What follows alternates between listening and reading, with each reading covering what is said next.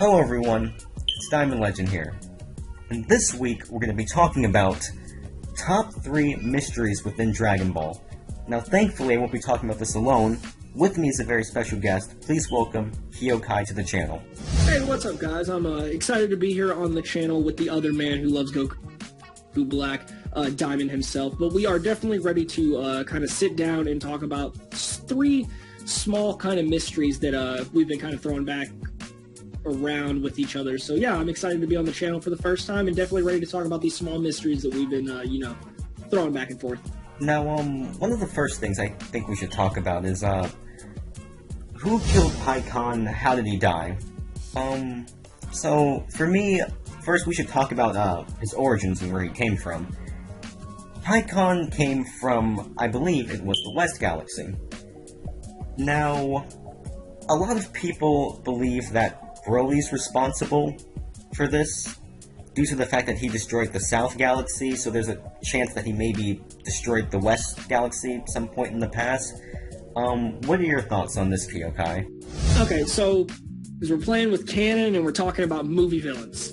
So, I mean, you're already, stirring the pot right there, talking about any kind of canon, like, debate and any kind of movie debate, plus any kind of filler. But, the one thing that I will say, I really do not feel that that would be correct for the fact of Broly destroyed the South Galaxy and was also, Pikkon has not been dead that long. So, I mean, Pikkon has actually been dead for a while, it seems. So, Broly actually blowing up his galaxy, that doesn't seem long enough ago for him to have been able to go to the other world and train with his North Kaiosama. I mean, he has his body, so I mean, he had to have been some kind of hero in his world, and I assume that he either died of old age or some kind of heroic battle for his land, because at least in the Dragon Ball realm, you come to the other world as a soul unless you've done some kind of heroic act or been the best of people on, on the moral side so that you can keep your body. So him having his body and being allowed to train makes me think that his death was more honorable and more heroic, trying to save his galaxy, but not saving his galaxy from Broly or anybody like that. Yeah, that really does make sense. I can't really see Broly being the one to destroy the West Galaxy. If it was someone that did it, I don't think it would be and I don't think it would be anyone that we've seen in the movies, as well as anyone that we've seen in Dragon Ball Z. Like, it's hard to believe that Frieza's soldiers did this, because they seem a little weaker than Pikkon, in my opinion. Now, I guess you guys can make the argument and say that maybe Frieza, but that's a little... I don't mean to cut you off. I wouldn't make the argument for Frieza. I would actually say that I feel the only person that would actually be able to take out Pikkon would probably be somebody that was like Boo tier level, because he takes out Cell and Frieza in Hell in the filler. So yeah, I mean that's pretty solid killing ability right there. Oh yeah, that is true. Still can't get over how Pikkon did all that by himself. I know, yeah, he did it without any of Goku's help and amazed Goku, so I mean, we're talking about some immense power from this character. That is true.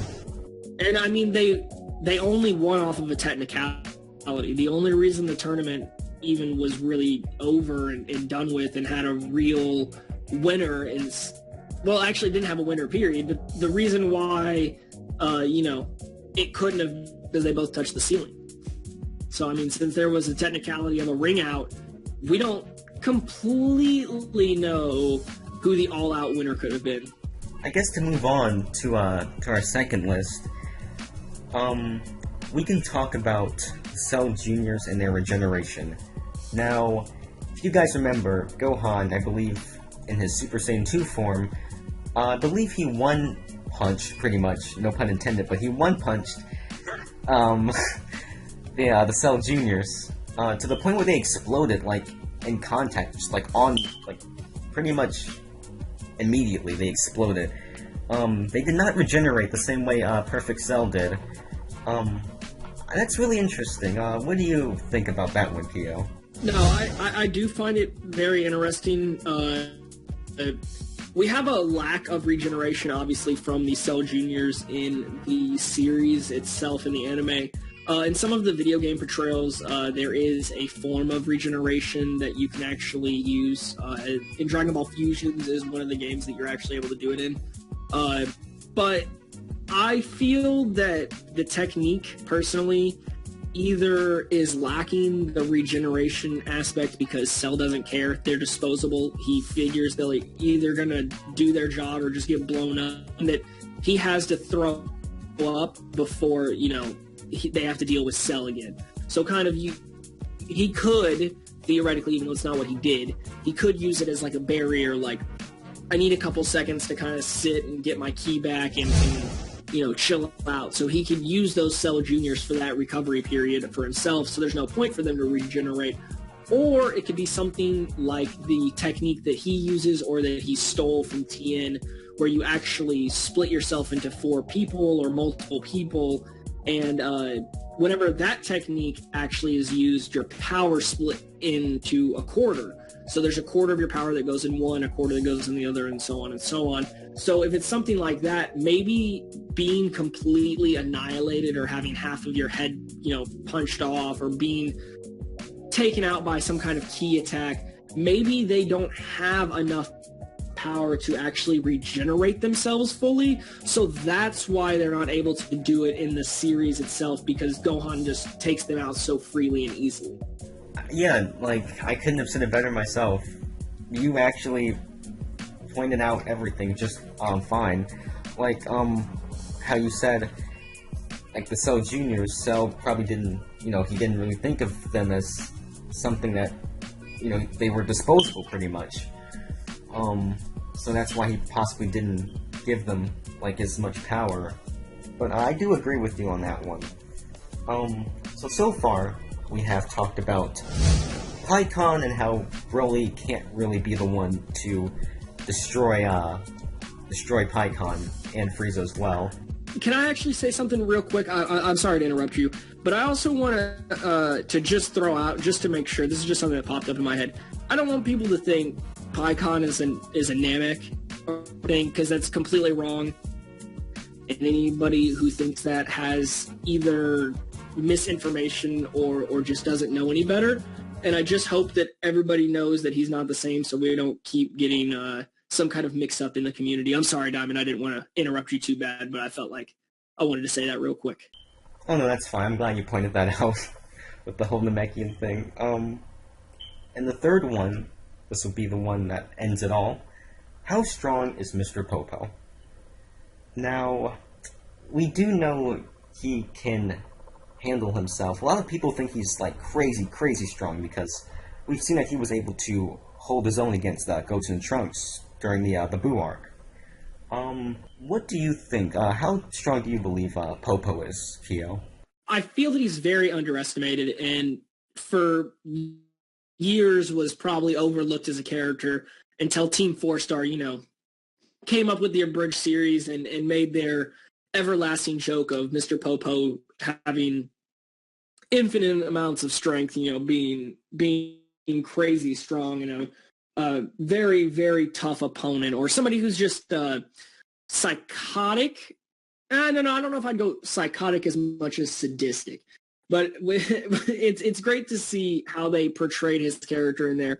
But I feel like people really underestimate his character, especially with the filler that we are seeing with him training Goku in Dragon Ball.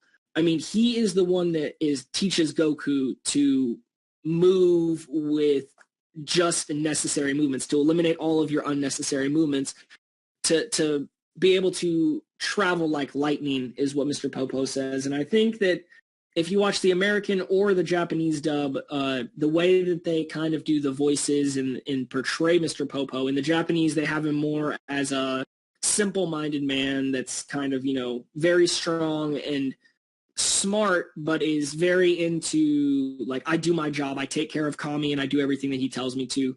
And in the English one, he comes off as smart, but a little bit goofy.